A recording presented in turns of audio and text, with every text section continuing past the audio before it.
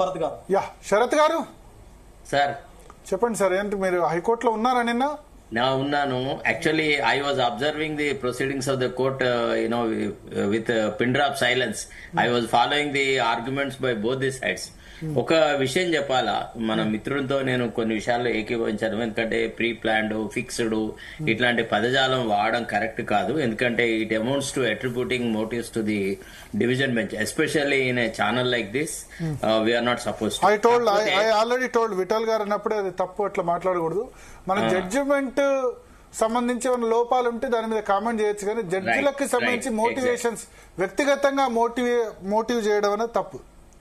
రెండోది ఇంకోటి, judgement criticise చేయొచ్చు, జడ్జిమెంట్ క్రిటిసైజ్ చేసే హక్కు ఉంది, బట్ జడ్జెస్ ని క్రిటిసైజ్ చేయొచ్చు, అంతే కదా భరత్ గారు? భరత్ గారు, we are criticising the judgement because ఎలాంటి అంటే ఇప్పుడు నేను ఎందుకు అంటున్నానంటే దీని కాన్సిక్వెన్సెస్ కూడా చూడాలి మనకు. ఇప్పుడు ఎవరైతే ఏబుల్ క్యాండిడేట్ ఒకవేళ సర్వీస్ లోపలికి రాకపోతే, మనకు గతం లోపల సుప్రీంకోర్ట్ ఆఫ్ ఇండియా ఇచ్చినటువంటి జడ్జిమెంట్లు రెండు చాలా స్పష్టంగా మనకు వెరీ ఫెమిలియర్ ఉన్నాయి.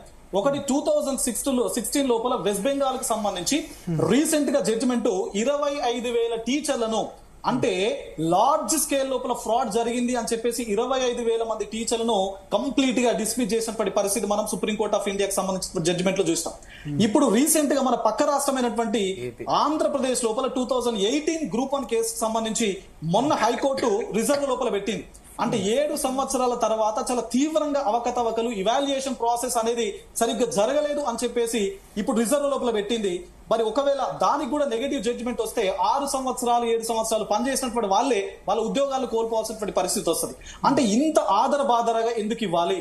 రేపు వీళ్ళు మళ్ళీ రిక్రూట్ అయిన తర్వాత, మళ్ళీ నెక్స్ట్ సుప్రీంకోర్టు లోపల వాదోపవాదాలు జరిగిన తర్వాత, మళ్ళీ డివిజన్ బెంచ్ October 15 శరత్ గారు మళ్ళీ నెక్స్ట్ ఇయర్ ప్రసన్న హరికృష్ణ గారు రేజ్ చేస్తున్నారు, ఆన్సర్ ఉందా?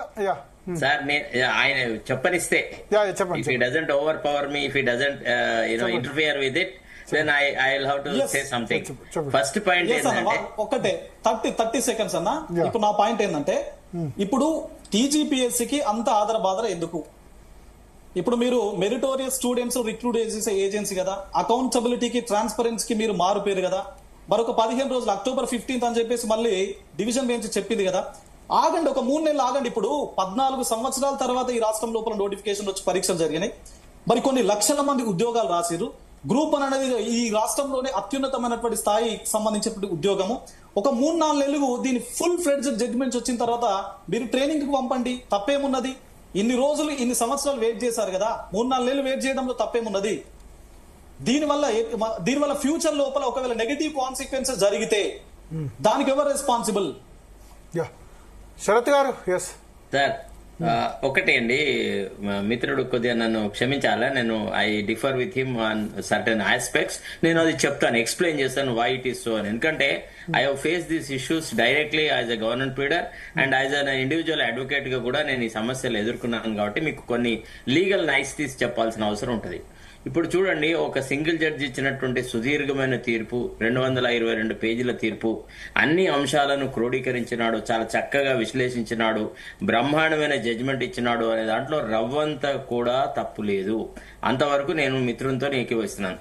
కానీ ఒక అప్పీల్ వేసినప్పుడు అప్పీల్లో అంటే అప్పలేట్ కోర్టుకి ఒక జ్యూరిడిక్షన్ ఉంటుంది. దట్ ఈస్, ఏ అంశం అయితే వివాదాస్పదమైందో, ఏ అంశం మీద అయితే వాళ్ళు తీర్పు చెప్పాలో ఆ అంశం యొక్క స్థితిగతులను యథాతథంగా ఉంచడం అనేది అప్పలేట్ కోర్టు యొక్క బాధ్యత.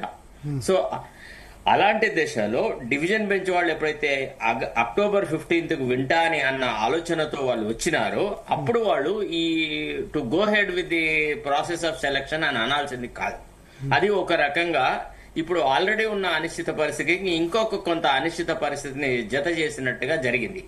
అయితే ఇక్కడ కొన్ని విషయాలు చాలా స్పష్టంగా మాట్లాడాలి. అదేమంటే, అప్పలేట్ కోర్టు యొక్క అథారిటీని మనం ఛాలెంజ్ చేయడానికి వీల్లేదు. ఎట్లయితే ఈనాడు ఈ ప్రాసెస్ ని కంటిన్యూ చేయండి, all the selections are subject to the result in the appeal అని అన్నారో, ఆ ఒకే ఒక క్లాస్ ను పట్టుకొని రేపు ఒకవేళ సింగిల్ జడ్జి తీర్పుతో వాళ్ళు కనుక ఏకీభవించే పక్షంలో మొత్తము ఇప్పుడు జరిగిన ప్రాసెస్ అంతా వాళ్ళు సెటెట్ నాట్ చేసే అటువంటి అవకాశం ఉంటుంది. అయితే మిత్రులతో నేను ఒక విషయంలో ఏకీభవిస్తున్నా, ఏమంటే ఎప్పుడైతే October 15కే ఇది కేసు ఆర్గ్యుమెంటు అని ఎప్పుడైతే డివిజన్ బెంచ్ చెప్పినారో, ఇరు పక్షాల వాళ్ళు ఒప్పుకొని అక్టోబర్ 15th ఒక డేట్ గా నిర్ణయించుకున్నారో, అలాంటప్పుడు తాము పెట్టినటువంటి అడ్వకేట్లు ఇద్దరు ఉన్నారు. ఎవరు? Advocate general and S Niranjan Reddy ఇద్దరు ఆర్గ్యూ చేస్తున్నారు. మరి వాళ్ళనే అడ్వైజ్ ఇచ్చేది ఉండే ఏమని, అక్టోబర్ 15కే ఒకవేళ ఈ కేసులో మళ్ళీ విచారణ జరిగి పూర్తి స్థాయి లోపల తీర్పిస్తారు కాబట్టి ఈ 15 రోజులలో తొందర ఏం లేదు, మీరు కొంత సంయమనం పాటించండి అని అడ్వైజ్ ఇస్తే బాగుండేది. కానీ ఇక్కడ ప్రభుత్వం యొక్క యాటిట్యూడ్ ఎట్లా ఉంది? వన్ అప్మ్యాన్షిప్ అని ఉంది. అంటే నేను నీకంటే ముందు బెత్తెనే దాటుతాను, ఆ గీత దాటుతా అనేటువంటి ఒక ఆలోచన ఒకటి చాలా ప్రస్ఫుటంగా మనకు కనపడుతుంది. రెండోది, డివిజన్ బెంచ్ వాళ్ళు ఎక్కడ కూడా it is a most unusual order to be passed by any division bench. నేను నిన్ననే అబ్జెక్షన్ చెప్పినాను. ఈ రోజు కూడా నేను ఏదో వేరే ఛానల్ కి ఇచ్చిన ఇంటర్వ్యూలో కూడా చెప్పినాను, division benches erred in passing such a judgment. అట్లా చేయాల్సింది కాదు. ఎందుకు అంటే ఇంతమంది ఇప్పుడు ఎంతైతే మంది ఎఫెక్ట్ అయినారో అంటే తీర్పు వల్ల, తీర్పుతో లాభపడిన వాళ్ళ సంఖ్య కూడా, అంటే లాభపడడం అంటే ఇన్ ది సెన్స్ ఒక వాస్తవిక పరిస్థితి వచ్చి మళ్ళీ మళ్ళీ రీ ఎవాల్యుయేషన్ అనే ఒక ప్రక్రియ జరిగి న్యాయాలు తీర్చేటువంటి ఒక అంశం వచ్చింది. ఒక పరిశీలన మాత్రమే జరుగుతుంది. Reevaluation does not mean that those who have not selected will be selected. There is no such guarantee. Even those people who have been already selected may also retain their positions in the re-evaluation process or any such thing. అట్టా జరిగేటువంటి పరిస్థితులలో కూడా division bench ఆ పని చేయాల్సింది కాదు. కానీ ఈ పిటిషనర్స్ తరఫున ఏదైతే అంటే ఈ మన వీళ్ళ తరఫున క్యాండిడేట్స్ తరఫున చేసిన ఆర్గ్యుమెంట్స్ వాళ్ళు ఆల్రెడీ చితికలబడ్డారు.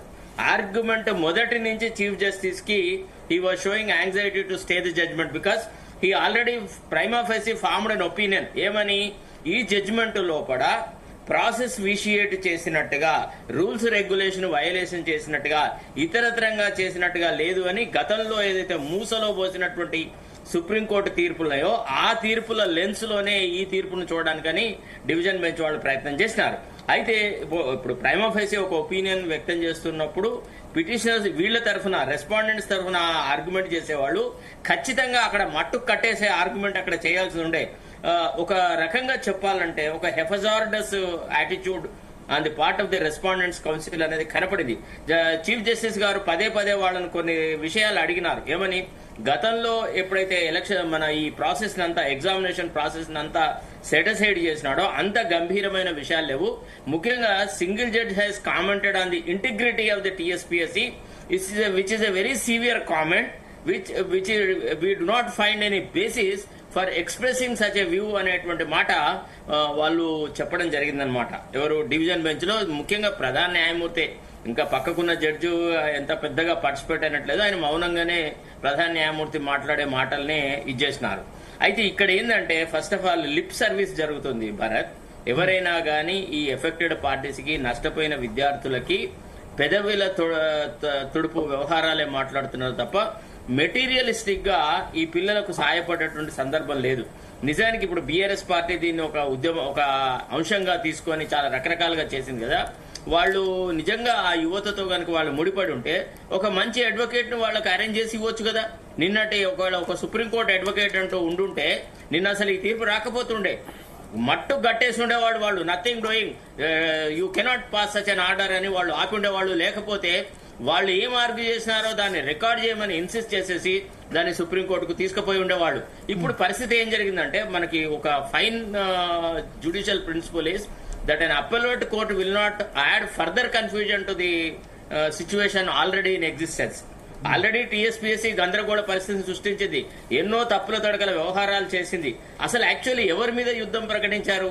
ఇంత నీలమేఘాల మీద అప్పీల్ ఎందుకు? దాని మీద ఇంతింత మంది అడ్వకేట్లతోని వ్యవహారాలు ఎందుకు? వాళ్ళు ఏమన్నారండి, ఒక పునర్మూల్యాంకనం చేయండి, మెరిటోరియస్ క్యాండిడేట్స్ కి నష్టం జరగద్దు అని అన్నారు. పునఃపరిశీలన చేయడానికి కూడా టీఎస్పీఎస్సీకి అభ్యంతరం ఏంటిది? ఈ అంశాలను అంటే ఎవరైతే ఏ రకంగా అయితే అది ప్రొజెక్ట్ చేయాలో ఆ రకంగా ప్రొజెక్ట్ చేయకపోవడం వల్ల ఆర్డర్ వచ్చింది. I'm not attributing any motives to the division bench, but on the other hand correct గా ఆర్గ్యుమెంట్స్ వినిపించలేకపోయారు. Yes, exactly. My case is that మీరు ఎందుకు గ్రూప్ వన్ అభ్యర్థుల తరపున మీరెందుకు ఆర్గ్యుమెంట్ వినిపించలేదు? స్వచ్ఛందంగా వాలంటరీగా చాలా కేసులు మీరు ఫ్రీ ఆఫ్ కాస్ట్ చాలా మందికి వాదించారు, చాలా మంది విక్టిమ్స్ కి. మీకు ఆ పేరు కూడా ఉంది. ఎట్లుంటది అంటే వాళ్ళు మనం అడగని పిలువని పేరెంట్ లాగా మనం పోకూడదు, మనకు అది పద్ధతి కాదు కదా. ఇప్పుడు నాకంటే నిష్ణాతులు ఉన్నారు, ఇప్పుడు ఆర్గ్యూ చేసిన వాళ్ళేం తక్కువ వాళ్ళు కాదు, వాళ్ళు మంచి పండితులే. కానీ ఆ పర్టికులర్ సందర్భంలో ఇప్పుడు ఎట్లుంటుంది అంటే సానియా మిర్జా కూడా ఒక గేమ్ ఓడిపోతుంది. ఇట్స్ లైక్ ఏ మ్యాచ్ అనమాట. ఇది ఒక కబడ్డీ లాంటిది అవుతుంది. ఆ 10-15 నిమిషాల్లో ప్రజెన్స్ ఆఫ్ మైండ్ ఉండాలి, ప్రాపర్ పాయింట్ ను ప్రొజెక్ట్ చేయాలి, చీఫ్ జస్టిస్ గారిని సాటిస్ఫై చేయడానికి ఆ జడ్జిమెంట్ లోని కొన్ని భాగాలను చూపెట్టగలగాలి. తర్వాత రెండోది ఏంటంటే వీళ్ళకి అవకాశం కూడా దొరకలేదు. ఒక రకంగా నేను డివిజన్ బెంచ్ ఆర్గ్యుమెంట్స్ కనుక చూస్తే ఎంతైతే అడ్వకేట్ జనరల్ యొక్క ఆర్గ్యుమెంట్ కు ప్రాధాన్యత ఇచ్చి ఆయన ఆర్గ్యుమెంట్ పట్ల సానుభూతి వ్యక్తం చేసినాడో, చీఫ్ జస్టిస్ గారు అంత రెస్పాండెంట్స్ తరఫున వినిపించే వాదనలో ఆయన ఒకటే ఒక అంశం మీద స్టక్ అయినాడు. అదేమంటే you have challenged, you made a comment on the integrity of the TSPSC which is a very serious comment అని హీ వాజ్ రాదర్ ఒక రకంగా ఒక బందీగా ఆ పర్టికులర్ భావజాలానికి కట్టుబడి ఉన్నాడు అనమాట. తర్వాత రెండోది ఏంటంటే అడ్వకేట్ జనరల్ కూడా మెరిట్స్ మీద ఆర్గ్యూ చేయలేదు. అడ్వకేట్ జనరల్ ఎంతసేపు 14 సంవత్సరాల తర్వాత ఒక అవకాశం వచ్చింది, ఆ అవకాశాన్ని సింగిల్ జడ్జి భగ్నం చేశాడని నిజానికి below his position he has argued. Rather the argument of advocate general was nothing but attacking the single judge for stopping continuous process అని. అది చాలా చాలా దుర్మార్గమైనటువంటి ఆర్గ్యుమెంట్ జరిగింది. కాకపోతే అక్కడ చెప్పేవాడు ఎవరు లేడు, అది పరిస్థితి అనమాట. విఠల్ గారు ఏమంటారు? నిన్న రాత్రి డిక్లేర్ చేశారు రిజల్ట్ ఇమీడియట్ గా అభ్యర్థులు అంటారు. ఒక్క సెంటెన్స్ మాట్లాడతాను Bharat, if Vittal permits me. It looks like it is a match between Revanth Reddy and KTR. ఆ యాంగిల్ లో TSPSC he's played the role. అంటే రేవంత్ రెడ్డి ఇప్పుడు సెలెక్ట్ అయిన క్యాండిడేట్స్ సెలెక్ట్ కాని క్యాండిడేట్స్ తరఫున రేవంత్ రెడ్డి KTR అంతేనా? అట్లా తయారైంది. KTR గనక ఏమాత్రం పౌరుషం ఉన్నా, ఏమాత్రం ఈ యువత పట్ల సానుభూతి ఉన్నా, మంచి అడ్వకేట్లను, సర్వీస్ లా చేసేటువంటి అడ్వకేట్లను సుప్రీంకోర్టు నుంచి ఒకళ్ళు ఇద్దరిని